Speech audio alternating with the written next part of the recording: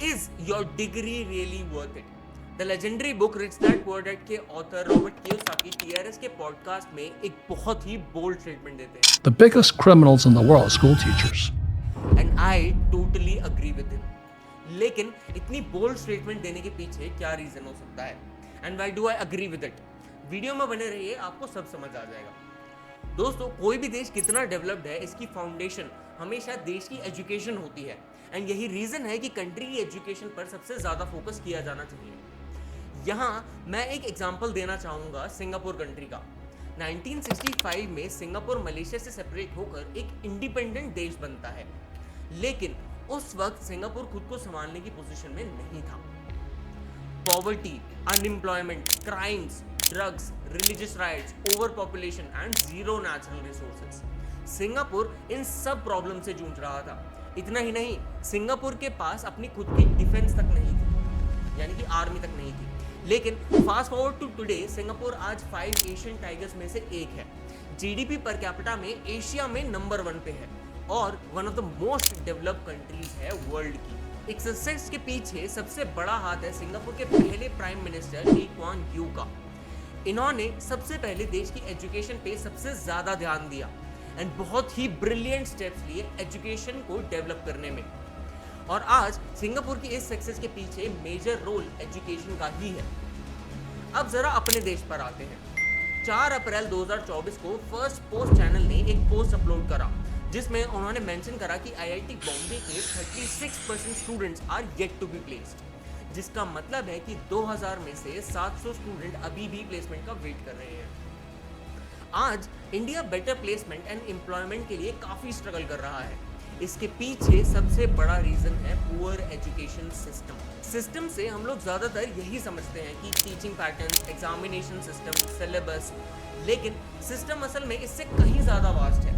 मैं आप लोगों से एक सवाल करना चाहूँगा कि क्या जो करियर आपने अपने लिए चूज़ करा है वो आपने अपनी चॉइस से करा है? मैं गारंटी के साथ कह सकता हूँ कि मोस्टली लोगों का जवाब या तो ना होगा या होगा कि उन्हें पता ही नहीं है.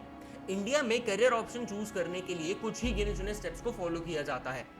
मेरा दोस्त ये कर रहा है तो मैं भी यही करूँगा.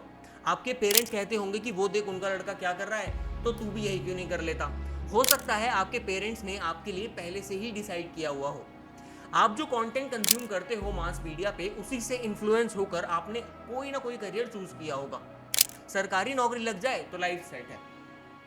अगर हम सरकारी नौकरी की बात करें तो उसका रेशियो 1:300 का है. यानी अगर 300 लोग एग्जाम दे रहे हैं तो सिर्फ एक की ही जॉब लगेगी, तब भी लोग लगे रहते हैं. ब्लू ओशन स्ट्रैटेजी एक बुक है जिसमें इस तरह के एनवायरनमेंट को रेड ओशन का नाम दिया गया है.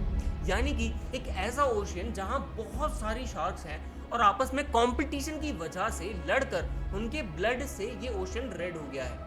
इस बुक में मेंशन किया गया है ब्लू ओशियन में रहने के लिए, विच मीन्स ऐसे एनवायरनमेंट में रहना जहां सबके लिए इनफ स्पेस हो. बट इंडिया में लोग करियर ऑप्शन चूज करते वक्त सिर्फ इन रेड ओशन वाले एनवायरनमेंट में ही अपना करियर चूज करते हैं.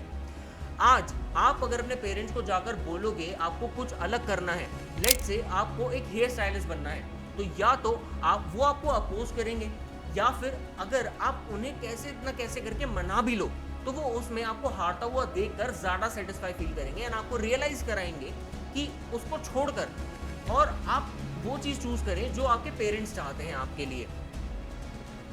अगर आपने कुछ भी क्रिएटिव किया हो तो शायद आपके पेरेंट्स को इतना फर्क ना पड़े. लेकिन अगर आपने कुछ ऐसा किया है जिससे सोसाइटी वाले खुश हों, देन आपके पेरेंट्स को बड़ा गर्व महसूस होता है. अब अगर टीचिंग पैटर्न्स की बात करें तो स्कूल में पढ़ाने के नाम पर टीचर सिर्फ रीडिंग कराते हैं एंड टॉपिक या कॉन्सेप्ट की अंडरस्टैंडिंग पे कोई ध्यान नहीं दिया जाता. स्टूडेंट्स को पता ही नहीं है कि वो क्या पढ़ रहे हैं एंड क्यों पढ़ रहे हैं, उसकी एप्लीकेशन कहाँ है. एग्जामिनेशन सिस्टम में स्कूल्स बच्चों को सिर्फ रटने में फोकस कराते हैं. अगर एक बच्चे ने word to word bookish language में सही आंसर लिखा है तो उसको फुल मार्क्स. अब चाहे उसने क्या लिखा है वो उसको खुद को भी ना पता हो. यहीं अगर कोई बच्चा समझकर टॉपिक को अपनी लैंग्वेज में लिखे तो उसके मार्क्स कट कर लिए जाते हैं. स्पेलिंग मिस्टेक्स, ग्रामेटिकल एरर्स, इन जैसी चीज़ों पर. सब्जेक्ट्स की बात करें तो लकीली इन सालों में अब आकर स्कूल्स ने कुछ चेंजेस किए हैं सिलेबस में, एआई, डिजिटल मार्केटिंग जैसी चीज़ों को इंक्लूड करके. लेकिन अभी भी जो करिकुलम पढ़ाया जाता है उसमें मोस्टली चीज़ें आउटडेटेड ही हैं। और यहाँ मैं सरकारी स्कूल्स को मेंशन नहीं कर रहा, ये हाल प्राइवेट स्कूल्स का ही है। ज़रा सोचिए, स्कूल्स में दिए गए प्रोजेक्ट्स हमने कैसे बनाए? क्या उसमें खुद से रिसर्च करी? क्या उसमें खुद से कुछ अंडरस्टैंडिंग ली हमने किसी दोस्त के प्रोजेक्ट को कॉपी करके अपना प्रोजेक्ट बना लिया एंड टीचर्स ने भी बस चेक कर अपनी फॉर्मेलिटी कंप्लीट कर दी। हमने रियल लाइफ में चीज़ों को लेकर नहीं सिखाया गया, जिसकी वजह से हम अपने पैशन नहीं ढूंढ पाए। This is the biggest problem of our education system कि सिलेबस से आप पास तो हो सकते हो बट करियर बिल्ड नहीं कर सकते। लेकिन आखिर इतना खराब हुआ कैसे और इस पर इतना ध्यान क्यों नहीं दिया गया, और इसको ठीक करने के लिए क्या क्या किया जाना चाहिए? ये सब के पीछे एक्चुअल में दो कारण हैं, ignorance and business. Let me explain. दोस्तों, क्या हो अगर मैं आपसे कहूं कि आज से 80 साल पहले और आज में कुछ भी नहीं बदला है। दरअसल आज से करीब 80 साल पहले ज़्यादातर लोगों की ऑक्यूपेशन सेल्फ एम्प्लॉयमेंट थी, जैसे कि farmer, Goldsmith, blacksmith, carpenter, barber, electrician, accountant and what not. लेकिन इन सारी ऑक्यूपेशंस में एक चीज़ कॉमन है, किसी भी एक स्किल का होना।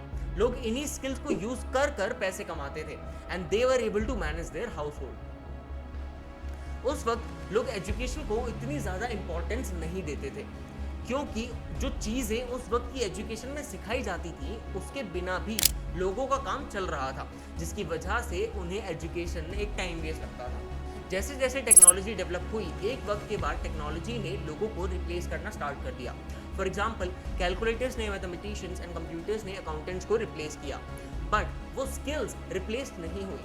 Accountants were still needed. इस सब की वजह से लोगों में एजुकेशन की इम्पोर्टेंस बढ़ने लगी।